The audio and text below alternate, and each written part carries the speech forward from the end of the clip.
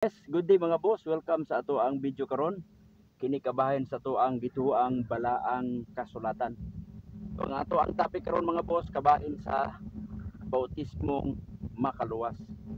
Nasayod kita nga daghan na ang mga nag-promote or kasagaran sa mga magsasangyaw, mga magtutudlo, gina-promote ang kabahin sa bautismo nga diin kinahanglan mo bautismo aron maluwas. Gumikan magud kay dunay mabasa sa atong bituang balaang kasulatan ang kabahin sa bautismong makaluwas. Nga diin matud pa sa atong basa sa Marcos 16:16 nga ang mutuo ug ang magbautismo mamaluwas sa pananding mutuo pagahok man sa silot.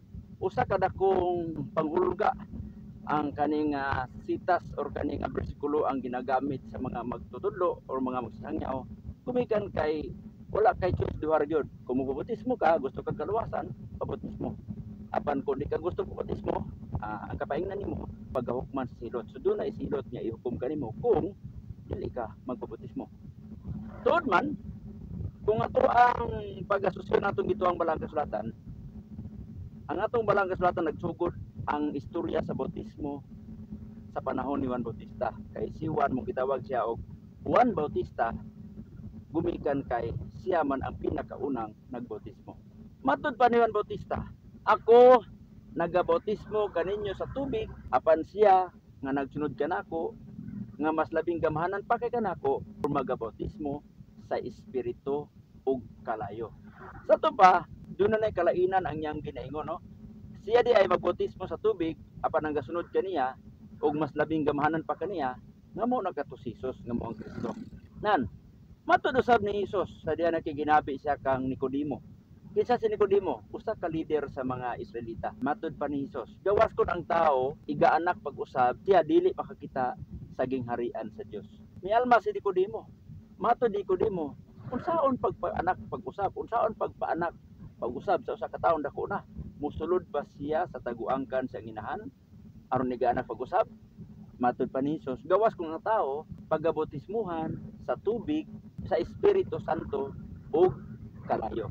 Nan, sa dihang gituan siyang nibayaw, matud pa ni Hesus yang sugo, ang nagsulat niini duha na lamang, si Mateo na lamang ug si Marcos. Mo na tong Marcos 16:16 nga diin matud pa, isangyaw ninyo ang maayong balita ngadto sa tibuok kayutaan or tibuok kanasuran or sa tibuok katawhan, ug sa version ni Mateo magbautismo kamo sa ngalan sa Maan, sa Anak ug sa Espiritu Santo, ug ako magauban kaninyo hangtod sa kahangturan.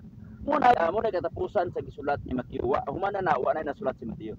Kang Marcos 16:16 mo na to, ang mutuo ug ang magbautismo mamaluwas sa panahon mutuo pagahukman sa silot. Pero doon na pa isumpay ang kang Marcos. Atod pa nga og mununot kining mga ilhanan sa mga nabautismuhan. Sa to pa doon na ilhanan ang bautismo nga gisugo ni Hesus ngadto sa iyang mga apostoles. Unsa man? Dunay 5 ka ilhanan. Unang ilhanan, managsulti sila mga bagong pinulungan. Kung sabot, ang katong bautismuhan, musultig bagong pinulungan. Ikaduha, makahingilin sila mga yawa sa mga nayawaan. So kung dunay taong nayawaan, kaila pa gawson ang yawa sa taong nayawaan. Ikatulog, ikaupat, tumapakan sila bitin, makainom sila gilo, dili sila maunsa. Ikalima, ipandong lamang nilang mga kamot kung itabion nilang kamot sa mga masakiton, ang masakiton maulian. Nan, matod sa sulat ni Pablo, sa una niyang sulat sa buhat, si Jesus nagmando sa mga tinunan nga ayaw una kamo panlakaw. Ngano ningon sa gayo panlakaw? Kaya mong gisugo nga palakon sa tipo kalibutan aron pagsangya sa mga balita ug ang pagbautismo gisugo na ni Jesus. Ayaw una kamo panlakaw kundi uli una kamo sa Jerusalem ug uratan ninyo ang gasa sa Espiritu. So ang nahitabo kana sa Pentecostes. Kana Pentecostes mo na ang gasa pagkudsad sa Espiritu. Nahitabo sa kana sa panahon sa pista sa tabernakulo.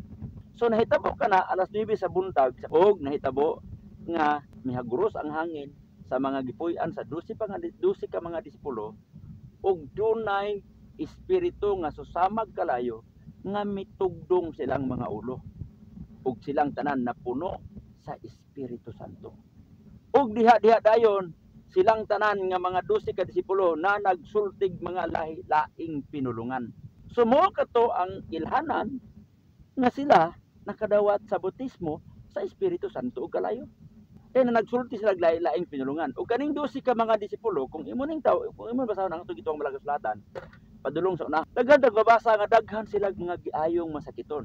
Daghan sila mga gipahingilin nga mga yawa sa mga nayawaan. Ug maskin man gani si Pablo gipaak og bitin, gisaliwik ra ni Pablo ang bitin. Wa gid sa maunsa.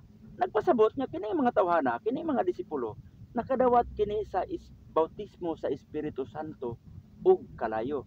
Ug muna silang nagpadayon silang misyon. Nan sa atong kapanahonan karon, doon ay gapromote og bautismo. Apan ang ginapromote nga bautismo makaluwas, bautismo sa tubig lang. Wala ga-promote sa bautismo sa Espiritu Santo ug kalayo, or wala ga-perform sa bautismo sa Espiritu Santo. Ngutana, tinuod ba nga makaluwas ang bautismo? Yes, tinuod nga makaluwas. Pero dili ang bautismo lamang sa tubig. Kay ngano man, si Jesus mismo nagingon nga gawas kung ang tao makadawat sa bautismo sa tubig, nga mo'y bautismo ni Juan Bautista, ug bautismo sa Espiritu Santo kalayo, nga mo'y bautismo ni Jesus kabaw Kristo, makapuyo sa gingharian sa Dios. Sa ato pa, kung ang imong gidawat sa bautismo lamang sa tubig, kulang na siya. Dili na siya makasarang aron makaingon ka nga maluwas ka na. Kay kulang ka na. Kulang ang bautismo sa tubig, kay bautismo lamang ka na ni Juan, ug dili ka na mao'y bautismo ni Jesus nga moong Kristo, nga mao'y nagsulti nga ang bautismo, ang magbabautismo maluwas, ug ang di magbabautismo pagahukman sa silot. Ayaw pang labos doon namin nagkatunan sa to ang video karon. Kaya na lamang si Jerry Tiwers Malabad, Jerry Gregorio Malabad Bitsaida, aka OMG DJ, para sa to ang programang atong basahon ang Biblia.